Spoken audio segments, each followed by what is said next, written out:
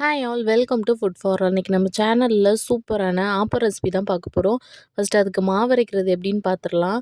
நீங்கள் எந்த கப்பில் மெஷர் பண்ணுவீங்களோ அந்த கப்புக்கு 2 கப்பு பச்சரிசி எடுத்துகிட்டு 1 கப் போல் புழுங்கலரிசி எடுத்துக்கலாம், இல்லைன்னா இட்லி அரிசி எடுத்துக்கலாம். இப்போ அந்த புழுங்கலரிசிக்கு மேலே ஒரு 2 டேபிள் ஸ்பூன் போல் உளுந்து போட்டுக்கலாம். அந்த உளுந்து நீங்கள் மேலே போடும்போது கீழே சிந்தணும், அவ்வளோ உளுந்து போட்டால் போதும்.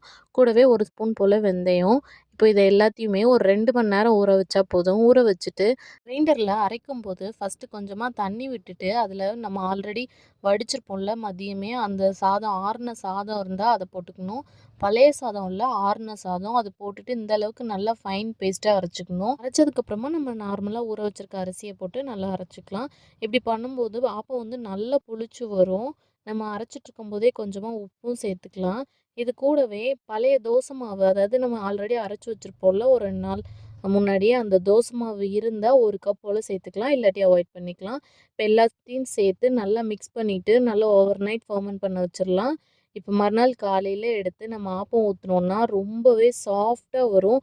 நீங்கள் இந்த கப்பி காய்க்கிறது அதெல்லாம் ரொம்ப லாங் ப்ராசஸ் மாதிரி இருக்கும். ஆனால் இது வந்து ரொம்பவே ஈஸி. மாவு நல்லா பொங்கி ஆப்பம் சாஃப்டாக வரும். இந்த மெத்தடை கண்டிப்பாக ட்ரை பண்ணி பார்த்துட்டு எப்படி இருக்குன்னு சொல்லுங்கள்.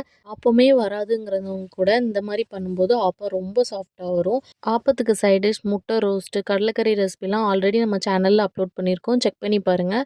இந்த ரெசிபியை கண்டிப்பாக ட்ரை பண்ணிவிட்டு எப்படி இருக்குன்னு கமெண்ட்ஸில் சொல்லுங்கள். நம்ம சேனலை மறக்காமல் சப்ஸ்கிரைப் பண்ணிக்கோங்க. உங்களை இன்னொரு வீடியோவில் பார்க்குறேன். அது வரைக்கும் பாய்.